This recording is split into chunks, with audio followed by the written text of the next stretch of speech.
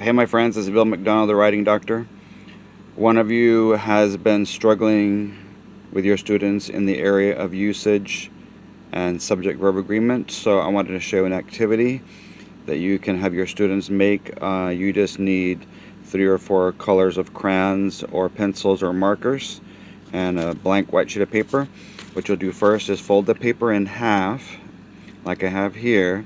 Then when you open it back up, you're going to fold it so that the crease from the top meets the middle and the crease from the bottom meets the middle, just like that, so that you can use the top portion as the subject of a sentence, the middle portion as the predicate action verb, and the last part as the ending of a sentence. Okay? So what you're going to tell your kids when they're doing this is that every sentence is like a street. And of course, a street is something that you pave. And you'll need green for the subject, because every sentence has to have a subject, or else it becomes a fragment. A subject can be singular, which is a person, a place, a thing, or an idea, or it can be plural, being people, places, things, or ideas. It can also be simple or compound. So you can say a person, John, the restroom, my table, concentration. Those are all singular. Girls, houses, dogs, concepts. Those are all plural, more than one. Simple versus compound. Simple. Boys are wonderful to work with sometimes. Period. Boys and girls, now you have a compound subject. We have boys, which is plural, and girls, which is plural, but whenever we have two, boys and girls, comma, please be quiet, period. So then you'll have your kids in the middle section, after they've drawn the little green circle for subject. You can tell them that this little stick man can represent Spider-Man, because he's going to use a web to connect his subject to his predicate to make sure that we have a complete thought. Because also, if a sentence does not have a predicate, then it's a fragment once again. So when you say pave, you're going to tell them the P stands for predicate. It also stands for present, which we'll get into in a minute, things that are happening right now. Action, verb, and then the sentence has to have an end. And I have red to stop the sentence with a period, an exclamation, or a question mark, because remember that at the end of every street, it's a regular street, as a stop sign. So you'll have them use red to stop the street. Okay? So, if you look to the left here, you're going to ask the kids, is your predicate, is your action, is your verb, is it past tense, or we move back, it's in when we can point behind us with our arms? Is it in present tense, where we can use our arms to point down? Or is it in future tense, where we can use our arms to point forward, in front of us? Okay? Another thing that you can add to the verb, get it, adverb, is how you do something. Adjective is what kind of person, place, thing, or idea. Why you do something. Where you do something, or when you do something. My friend, person, ate, past tense action, predicate verb, a pickle last night.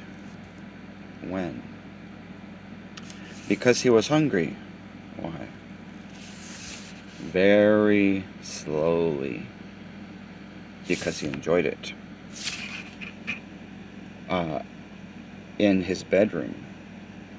And then if you want to add to the verb like that, that's okay. You add to the verb, and then you still have to have an ending. But I want you to also notice that I made a circle here because sometimes you can have an other or an opposite. You can say, John ate a pickle even though he wasn't supposed to eat anything before dinner.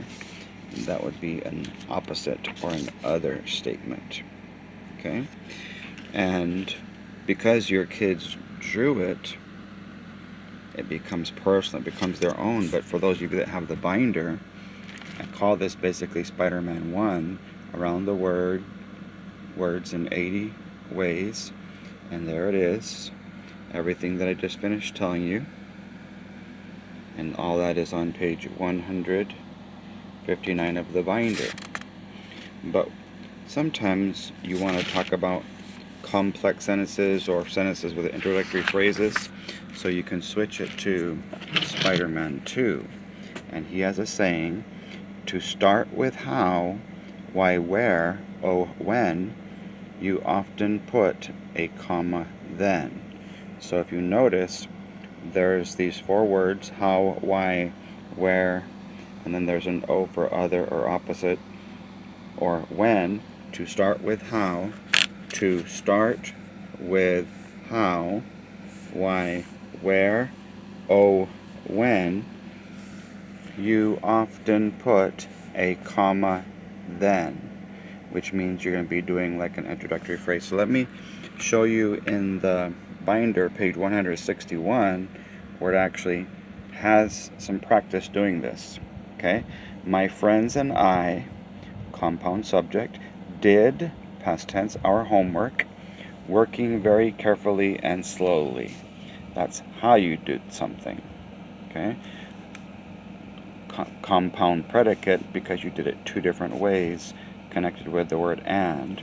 So you could say, let's start with how we did it first. So you would say capital, working very carefully and slowly, comma, my friends and I did our homework, period. So the yellow, very carefully, working very carefully and slowly, would be moved to the top. That's why the yellow arrow.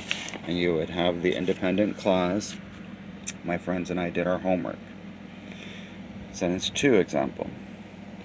My friends and I did our homework, compound subject, did our homework, past tense, because it was due tomorrow, period.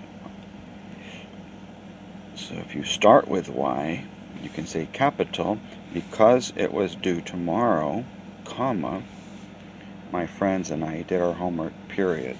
And so again, you have your yellow arrow pointing up. If you're going to start with why you do something, you can either call it an introductory phrase or a dependent clause, depending on if it has a subject and a predicate. And you'll have to practice that with your kids. Next one.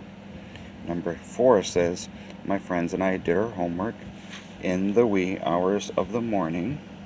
That's a when. Before breakfast, a when. Cuando. Period. So let's flip it. Go around the words in 80 ways. Capital, in the wee hours of the morning, when. Before breakfast, because those are both whens. You wait till you're done with the whens, then you can put your comma. Then you'll say, my friends and I did our homework, period. Example number 5. My friends and I did our homework, and this would be an opposite or other, even though it wasn't due until tomorrow, period. So again, that's the yellow, the opposite or other, which is that little O there. So whenever you can, and you can see it on page 160, it's yellow, so that if you're going to start with the other or opposite, you move it to the top and start with a capital. So you would say, capital in the wee hours of the morning before breakfast, comma, my friends and I did our homework, period. Again, and remind them when you flip to the front, you would remove all the capitals of the word my and put them in lowercase. Last example. My friends and I did our homework in spite of the fact that it wasn't for a grade. Again, another opposite or other or otro or otra, period. Alright, that's the other statement that you can add at the end.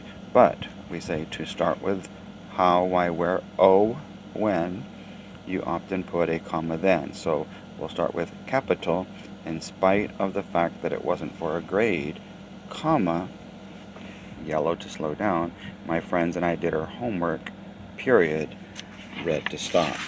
So that's on pages 159 through 161 of the binder. I hope you like the activity. And it's sort of like the old school of diagramming sentences, but I like calling it webbing sentences using Spider-Man. And what you can do is buy some of those little Spider-Man masks for $2 and something cents at Walmart and HEB, if you have an HEB in your part of Texas, and you can give little Spider-Man masks to the kids who write the best sentences, whether they're regular sentences, adding the how, why, where, when, or other, or if you're putting those statements first. Thank you guys, and God bless.